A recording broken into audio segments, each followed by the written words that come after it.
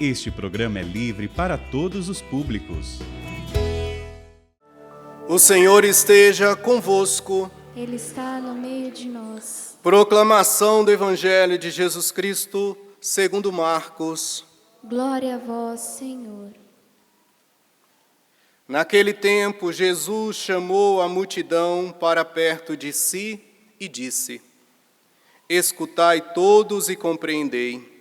O que torna impuro o homem não é o que entra nele vindo de fora, mas o que sai do seu interior. Quem tem ouvidos para ouvir, ouça. Quando Jesus entrou em casa, longe da multidão, os discípulos lhe perguntaram sobre essa parábola. Jesus lhes disse: Será que nem vós compreendeis? Não entendeis que nada do que vem de fora e entra numa pessoa pode torná-la impuro? Porque não entra em seu coração, mas em seu estômago e vai para a fossa. Assim Jesus declarava que todos os alimentos eram puros.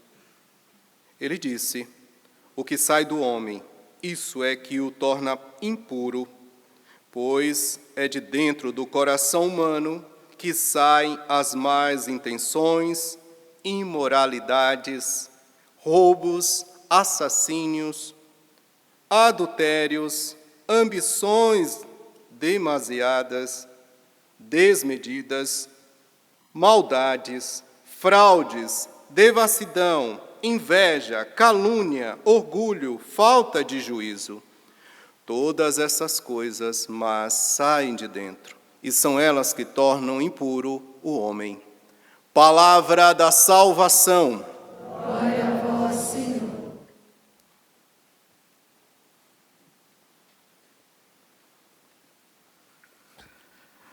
Meus irmãos e minhas irmãs, a liturgia de hoje, ela nos coloca numa situação bem difícil, porque Jesus ele está tentando alertar os seus, primeiro a multidão, depois os seus, de que se considerar o fruto que entra no homem algo ruim, e é assim que considerava os judeus, alguns alimentos eles não consumiam, porque consideravam ser alimentos impuros, alimentos que não vinham da parte de Deus, ou melhor, talvez alimentos impuros que não faziam bem ao homem, e ali eram aquelas tradições humanas que ia gerando aquilo no coração deles. Também o ritual de lavar as mãos também era algo que para eles deixava e tornava o homem impuro. E Jesus veio dizer para eles: não é o que entra, ou melhor, não é o que o que entra, mas é o que sai, que torna o homem impuro. O que entra, se nós considerarmos o alimento algo impuro, tudo que Deus fez é bom, não é mesmo? Se tudo que Deus fez é bom, e Deus é a suma bondade, quem criou o mal? Aqui nós estamos diante de uma situação dramática, de que está dizendo ali: meu Deus, se você está dizendo que esse alimento ele é impuro, logo o que Deus faz é impuro? O que o próprio Cristo realiza é impuro? Não pode ser. Jesus está dando um verdadeiro cumprimento, está abrindo os olhos daqueles homens, daquelas mulheres, de dizer: meus filhos, Deus não criou o mal. E aqui eu preciso já chegar no cerne da questão, até mesmo por questão de tempo. O mal, segundo o Santo Agostinho, não é uma criação de Deus, mas porque se fosse uma criação, ele precisava ser Deus, e não podia ser uma criação de outra qualquer entidade ou qualquer outra coisa, porque essa pessoa se tornaria Deus. Tudo que cria é alguém que criou primeiro, então este é Deus, e Deus não poderia criar algo que fosse ruim. De modo que Santo Agostinho vai nos ensinar que o mal é a ausência do bem. O mal é uma ausência.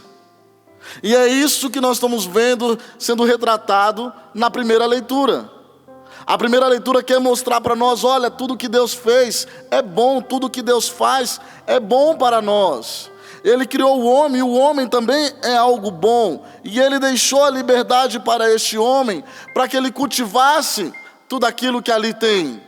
Mas o homem e a mulher, ouvindo a serpente, o coração deles distancia de Deus. Veja esse movimento. Quando Deus fala da parte da serpente, do homem que vai escutando a serpente, é o distanciamento do coração do homem de Deus. E é o que fica naquele coração? Senão o vazio da maldade. Ele fica suscetível, ele fica vulnerável para fazer algo que é mal. E ali havia um desejo, que é a concupiscência da sua própria carne, de querer aquela fruta, aquele fruto. Meus irmãos, e quando ele vai tomar ação de lá, o homem e a mulher tomar aquele fruto, ele caracteriza o coração que foi tomado pela impureza, pelo mal. E é por isso que, ainda mesmo em meio a todo o mal realizado pelo homem, por Adão e Eva, Deus não virou as costas para eles, mas eles viraram as costas para Deus e tentaram mentir, dizendo, olha só, que é a mesma narrativa. Quando nós olhamos ele dizendo assim, mas Deus, foi a serpente. E é a mesma narrativa quando aqueles judeus dizem, o mal está naquele fruto, e não no coração do homem. Ou seja, é a síndrome de Adão e Eva acontecendo ali de novo, de não reconhecer as suas fraquezas, de não reconhecer os seus pecados e a sua fraqueza, e não reconhecer a misericórdia de Deus que pode alcançá-los quando há verdade no coração. Meus irmãos, quando o mal habita no nosso coração, nós também podemos fazer tudo isso. E podemos ainda ser hipócritas e colocar a culpa em alimentos, em rituais, dizer não, se não lavar as mãos, como era o caso. E isso é o que nos diferencia ainda até hoje dos judeus e dos muçulmanos. Nós não fazemos o ritual da purificação, e também existem alimentos como o porco, nós comemos a carne do porco e eles não comem. Mas a partir deste entendimento, porque tudo que Deus faz, tudo que Deus cria é bom, e é a ausência dessa bondade no coração do homem que faz o estrago todo. Somos nós que, quando nos distanciamos de Deus, o ritual, meu irmão, da purificação não é mais importante do que as más intenções do coração. É essa que precisa ser combatida, são as más intenções do nosso coração. Tudo que Deus criou, volto a dizer, é bom, não tem alimento impuro. Mas Jesus quer revelar a nossa fraqueza por nós mesmos. Mas você viu que os discípulos não conseguiram compreender. E ele ainda diz, mas nem vocês conseguem compreender. O homem, por sua rebeldia e ressentimento, levou para o coração todos os males. O coração é a sede dos sentimentos e é a morada de Deus. E é uma luta ali para saber quem vai ser, que vai governar, se é Deus ou os nossos sentimentos. E olha, deixa eu dizer, se nós estivermos prostrados diante de Deus, nós estaremos prostrados diante dos ídolos, porque é isso que os nossos sentimentos faz conosco. Mas nós escolhemos muitas vezes nutrir o que nos fere, o sentimento. Muitas vezes as suas falas são carregadas de morte. A nossa fala é carregada de morte. Nossos sentimentos são desastrosos. E tudo na nossa vida vai se tornando um desastre quando Deus não está no centro do nosso coração. E fomos esvaziados dele por nós mesmos, que tiramos ele do nosso coração. Não devemos deixar o nosso coração cheio de impureza, meus irmãos. Você acha que todo esse ódio que carregamos dentro do coração é natural? Você acha que nesta geração, todo este ódio que nós carregamos contra os outros é natural?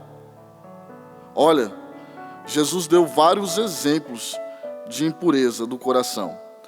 Como nós lemos no Evangelho, as más intenções, a imoralidade, o roubo, os assassinos, os adúlteros, a ambição desmedida, a maldade, fraude, devassidão, inveja, calúnia, orgulho, falta de juízo. Mas hoje, nós vamos conseguir só meditar uma que ele não disse, mas que é reflexo dessas.